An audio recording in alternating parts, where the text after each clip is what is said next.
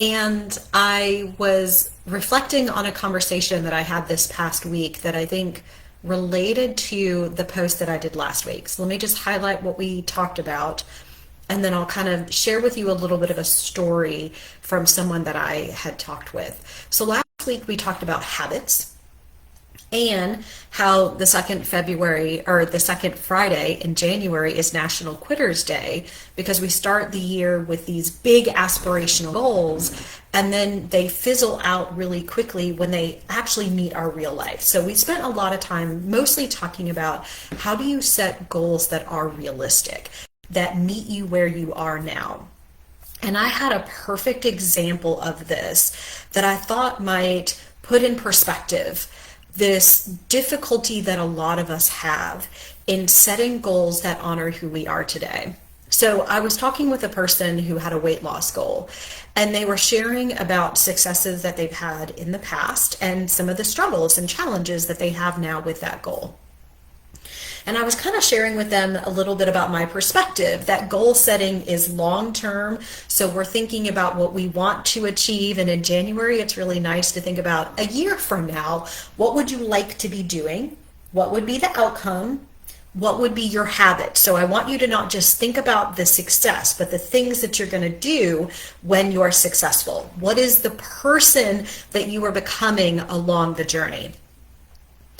And I was sharing with them the analogy that goal setting is like taking a road trip. So you have this end destination in mind, and as you get into your car, you have all these pit stops along the way, and that we are working on each week setting a goal that meets us where we are today. So what can I do today, this week, that honors this road trip that I'm about to take toward the end result goal that I have? And this person was kind of blown away by the idea that we're going to break it into a really small chunk. And not just the idea that, of course, you get there one step at a time, but I think was really blown away by the idea that goals are aspirational. And that in order to achieve that, hopefully you are setting a goal that feels relatively realistic. You can imagine yourself doing that thing a year from now. We want it to be plausible, but it's a goal for a reason because it's not something that you're doing in your life right now. So it's going to take effort, energy, consistency, doing things differently than what you had done in the past. And we're just going to focus on 1 week at a time. And the reason being that the person you become along the journey is going to be a little bit different than the person that you are today. Because the person that you are today is struggling with these things. Now, this person had particular challenges that got in their way. They struggle with pain, and that interferes with them being able to exercise toward this goal that they have. They also are a veteran, so they have past experiences in their life where they've had success. So the way that I like to think about it is that your life experiences are like a file folder in your brain. So where I live, we have an H-E-B grocery store. I have a file folder for going to H-E-B. I know what to expect. I know what products they have. I have a file folder in my brain for going to Walmart. I know what to expect. I know what products they have. Our life experiences help us make decisions today because we can go back and our brain can kind of pull out a file folder of what to expect. And when we're struggling with a goal, oftentimes it's that file folder that we have that actually needs to be updated. So this person's success story was from a time in their life where they internalized mantras and beliefs. Go hard or go home. It doesn't matter how much it hurts, you have to get the job done.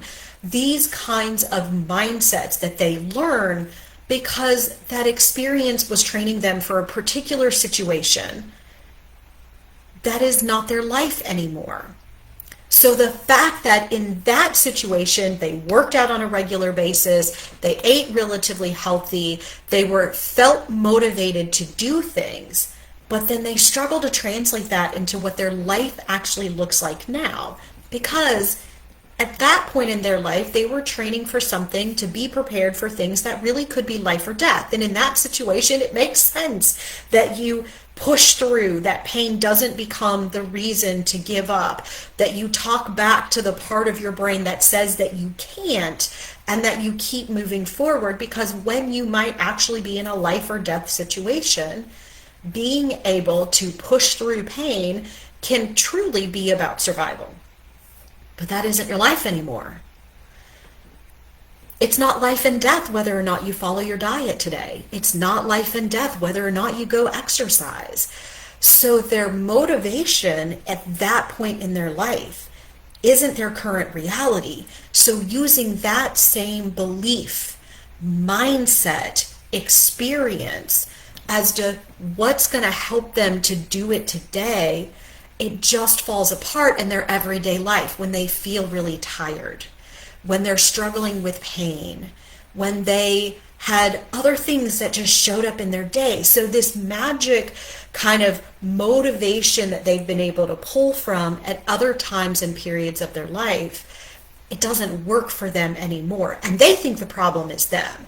Like somehow I just got to find the magic willpower, motivation, and discipline, which if I had the magic wand, trust me, I would sprinkle it everywhere, and I would also be very, very wealthy. The trouble is that we all have internalized beliefs that probably served a purpose at some point in our life. And we might think about these past successes and go, gosh, I did it when? Why can't I do it now? But we aren't able to really put all the pieces in perspective. Maybe you did it when you were younger and your health has changed. Maybe your job or your work or your schedule day to day looks very different than it did then. Maybe your family and responsibilities are different. So when we pull from the file folder in our brain that says, okay, remember when I did this and it worked, if we're struggling for that same experience to help us in our life now, it's often because something about that experience, that belief, the thing, the mantra that we say to ourselves about that situation doesn't honor who we are today. So when I talk about working toward a goal, and we can be really broad, I know I'm using an example because that was this person's example, which was around a weight and a health goal. They wanted to work on movement in particular and their eating habits. But this could also be about your relationships. It could be about how you manage stress. It might be about the strategies that you're using to help you wind down in order to sleep, right? This community is called Rest and Reset for a reason, because a lot of the people that I talk to are struggling in this really messy middle of life to figure out how to give themselves permission to do things that they enjoy, that are fun, to build in strategies to help them rest and turn down their brains so that they can sleep, to create time and space in an incredibly busy life where you're maybe managing work or career and family and kids and all of the things that are going on. And your brain goes, remember when? But it's not taking into account who you are today. So a big part of goal setting for me is about, yes, we have this long-term vision and goal that we're working toward. And we get there by honoring who we are today. So it's not just what is the next step, but is this next step actually realistic in the life that I have in front of me? So for a lot of people, I see them weekly. So when you think about the next 7 days, what am I willing and able to do? Willing means that I have the time, the effort, the energy, and it's important enough for me. And able means that I have the capacity and the skill to do it in the situation in which I need to do it. I have said this before, but I'll say it again. There's a difference between knowing what. This person had a pretty good plan of what it is that they wanted to do. They knew the right answer. And knowing how. You can have all of the knowledge and intellect around something, and that doesn't mean that you have the skill to do it in the situation in which you need it. So let's use a different example, because maybe what you're wanting to work on is the fact that you just feel like life is squeezing on you. And when you get home from work, you've got kids that you're taking care of, and just your nerves are frayed, and you find yourself kind of yelling and reacting to your kids. And your goal is that you want to work on not yelling. Well, you can intellectually know that yelling in the moment doesn't help them, that it's not the person that you want to be, so it doesn't help you. It's not helping you have a better relationship with your kids. You can intellectually know that, but then you get into the muck of the situation. You've had a really hard day. Your nerves are feeling frayed. The noise and the energy level is just so high, and you find yourself reacting because in that moment you don't have the skill to respond calmly, because your brain is defaulting to what it's used to, the file folder in your brain. And so we can absolutely do things differently. This is how we rewire. There's a term called neuroplasticity, which means that we now recognize that the brain is not just set in stone by the time we're adults, which is kind of what we used to think. This idea that you can't teach an old dog new tricks is actually wrong. Your brain has the ability to kind of be molded and to change. And that includes these neurons that fire together when we do things repeatedly.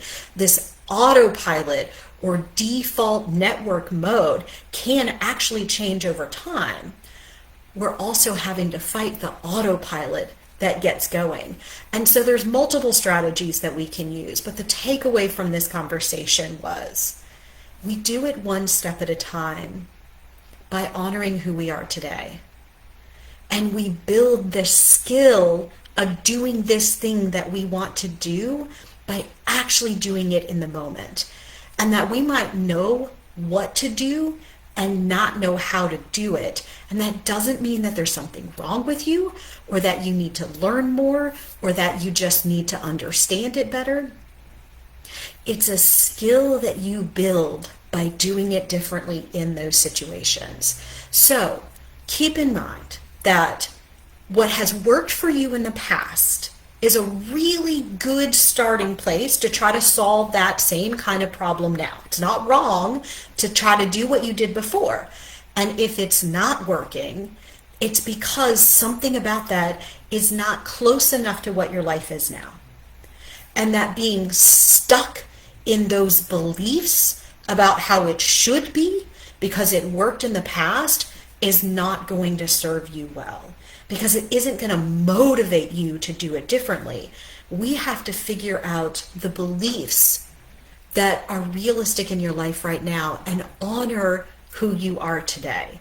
So my takeaway is, use your past successes, and if they're not working in your life right now, that is normal. Your life looks different. We need to create a new file folder in your brain, and we do that through experience, by doing it differently.